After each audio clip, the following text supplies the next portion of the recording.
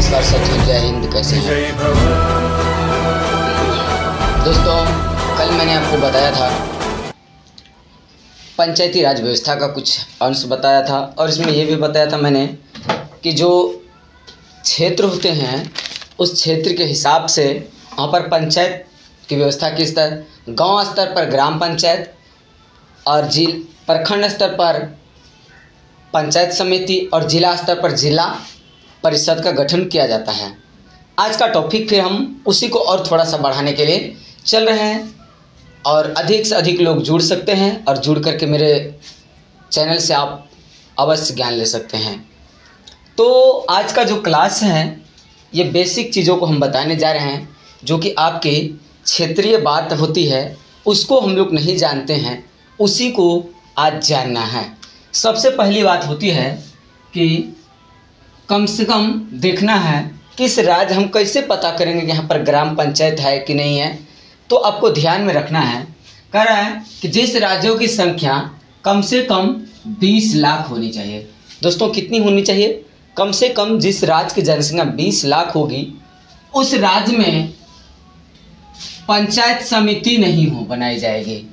क्या होगी? जिस राज्य में जनसंख्या 20 लाख से कम होगी उस राज्य में पंचायत समिति का कोई पद नहीं होगा, अर्थात पंचायत समिति उस राज्य में नहीं होगा। ये कहने का तात्पर्य है।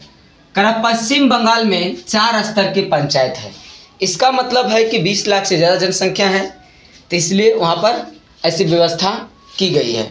वहाँ पर 20 लाख से अधिक जनसंख्या वास करती है, तो वहाँ पर क्या करना पड़ेगा कि वहाँ पर रखना पड़ेगा ज़्यादा काम करने वाले लोगों को।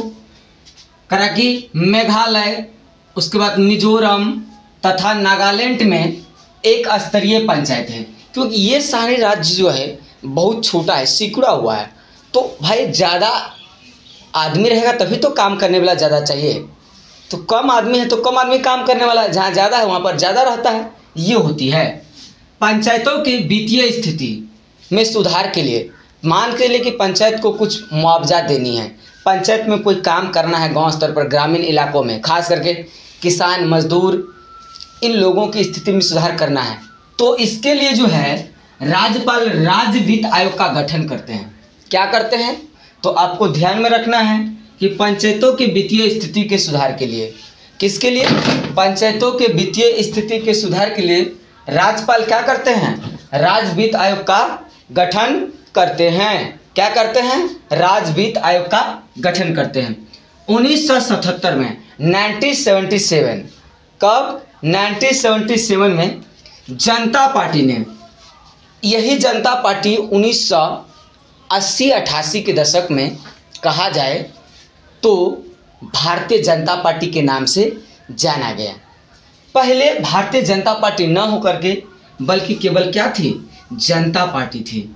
तो जनता पार्टी जो है, जनता पार्टी में अशोक मेहता यह गठन किया कि इसमें 2 स्तरीय पंचायत की बात होगी।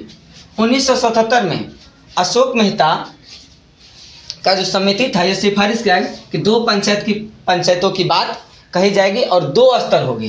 पहला गांव स्तर में देखा जाएगा मंडल पंचायत। मंडल पंचायत जो होता है गांव की स्थिति सुधार हेतु। भाई गांव जब सुधरेगा तभी तो हमारा देश, जिला, राज्य सुधरेगा। उसका जिला स्तर पर जिला परिषद, हमारे क्षेत्र में भी जिला परिषद का चुनाव होता है, और जिला परिषद जो चुन के जाते हैं जनप्रतिनिधि के रूप में, यह अपने क्षेत्र की समस्या डायरेक्ट कहाँ रखते हैं? जिला विकास पदाधिकारी के सामने रखते हैं और वहाँ से काम लेते हैं, ना कि प्रखंड से लेंगे। प्रखंड के लिए फिर बीडीओ के सामने कौन बैठते हैं? मुखिया और प्रखंड जो होते हैं प्रमुख। ये 2 स्तर बनाया गया। मैंने कल भी बताया था पंचायत समिति का है एक बड़ा रूप क्या होता है?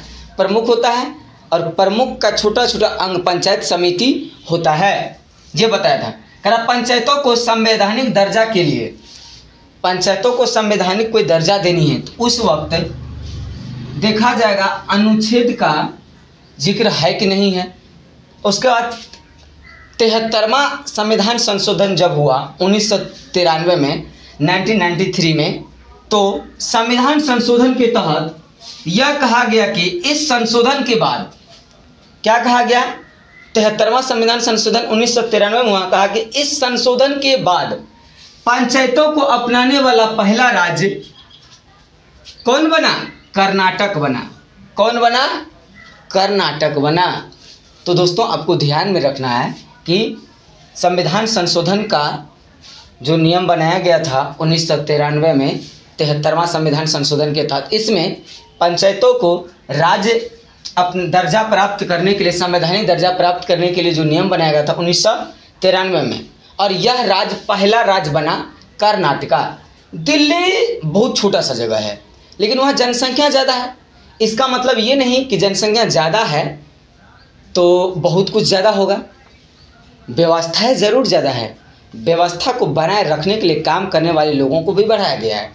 क्षेत्रफल कम है, जनसंख्या ज़्यादा है, तो भाई जनसंख्या ज़्यादा तो उसको कंट्रोल करने के लिए तो अलग अलग लोगों को लगाना पड़ा, अलग अलग कार्य करना पड़ेगा, अलग अलग स्तर से जोड़ना पड़ा।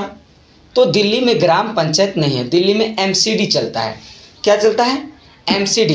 एक पंचायत स्तर ही समझा जाए उसको, जो एमसीडी के रूप में काम करती है, जो पार्षद होते हैं, नगर पार्षद, नगर निगम, इस प्रकार से काम करते हैं वो लोग।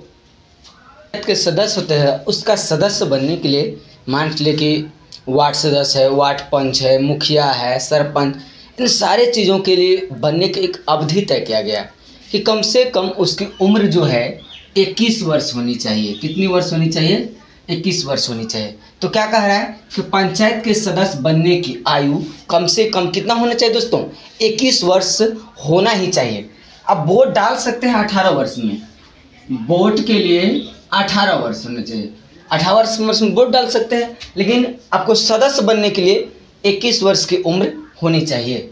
कर पंचायत के सभी स्तरों पर जितना पंचायत है उस सब पंचायत में 1/3 पर जो है आरक्षित सीट है, जो केवल महिलाएं ही उस पर चुनाव लड़ेगी। लेकिन यही चीज़ को बिहार में जो है 50% आरक्षण कर दिया गया कि 100 जैसे पुरुष चुनाव लड़ रहा है तो उसमें 50 महिलाएं चुनाव भी लड़ेगी और 50 पुरुष लड़ेंगे। अगर 100 सीट है, 10 सीट है तो 5 महिलाएं 5 पुरुष, इस प्रकार से क्या गया 50-50 का दिया गया यहाँ अधिकार।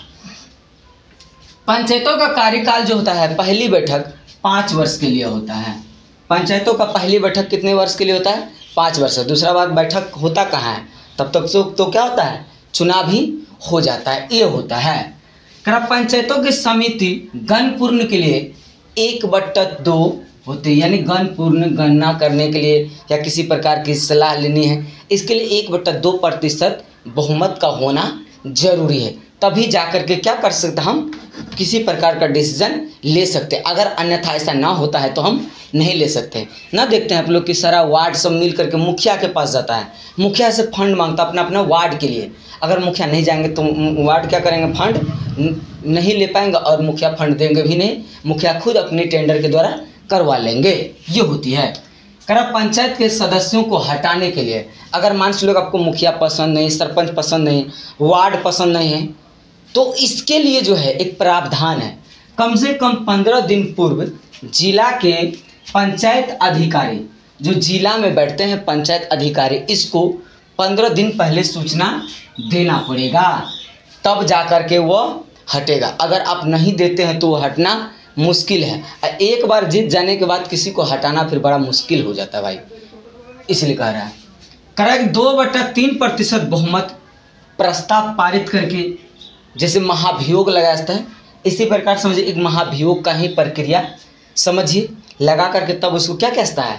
हटाया जा सकता है। अगर ऐसा नहीं होता है तो हटाया नहीं जाएगा। हटाया जा सकता है। मुखिया अपना त्याग पत्र जिला पंचायत अधिकारी को देता है। किसको देता है? जो जिला पंचायत अधिकारी है उसको जाकर के अपना त्याग पत्र सौंपते हैं। लेकिन उसका चुनाव कौन करता है? आम जनता करते हैं। कौन करते हैं? आम जनता करते हैं। और इसका अगर किसी प्रकार का आपत्ति पाया गया या फिर किसी प्रकार का अपरिहार्य घटना हुआ या मर गया तो उस समय अपना त्याग पत्र, मर गया तक का खैर कोई बातें नहीं है, मरने के बाद थोड़ी त्याग पत्र जाएगा या त्याग पत्र दे के आएगा मर जाएगा, तो इस समय बचे हुए कार्यकाल के लिए खाली जो सीट होता है वहाँ पर फिर चुनाव कराया जाता है। ग्राम पंचायतों के सभी स्तर के चुनाव राज्य निर्वाचन आयोग कराती है। हर राज्य का अपना एक निर्वाचन आयोग होती है। वही निर्वाचन आयोग क्या कराती है, पंचायती स्तर का सभी चुनाव, चाहे जिला परिषद हो या फिर क्या कहते हैं ग्राम पंचायत हो, प्रमुख वाला हो, पंचायत समिति हो, इन सारे चुनावों का जिक्र कौन करते हैं, यही करते हैं कौन, राज्य निर्वाचन आयोग के द्वारा ही होता है। तो दोस्तों करा कि पंचायत के खाली सीटों को अगर मान चले कोई सदस्य किसी कारणवश इस्तीफा दे दिया या फिर त्याग पत्र दे दिया या घटना घट गया उसके साथ मर गए, तो जो खाली सीट है फिर उस सीट को 6 महीने के अंदर राज्य निर्वाचन आयोग क्या करते हैं, चुनाव कराती है। और चुनाव करा करके क्या करती है, फिर बचे हुए कार्यकाल के लिए सौंप दिया जाता है। ये होती है 6 माह के भीतर चुनाव द्वारा भरा जाता है। यह चुनाव बचे कार्यकाल के लिए ही किया जाता है। मान चलिए कि जो 1 साल बचा हुआ है, 6 महीना के लिए भर देना है, तो भाई 6 महीना के लिए भरा तो जाएगा ज़रूर, लेकिन तब तो मुखिया 6 महीना रहेगा। 6 महीना के बाद फिर क्या हो जाएगा, फिर चुनाव आ जाएगा, आम चुनाव होने लगेगा। तो आम चुनाव में फिर क्या होगा, सबके हिस्सेदारी सबके हकदारी की बात होने लगेगी। तो आपको भी कोशिश करना है कि अपना पॉलिटिक्स की शुरुआत हम पंचायत स्तर से ही क्यों ना शुरू करें। और अब पंचायत स्तर से अगर पॉलिटिक्स शुरू करते हैं तो केंद्र की राजनीति और रणनीति तक जरूर आप जा सकते हैं। जय हिंद, जय भारत। फिर मिलेंगे विशेष।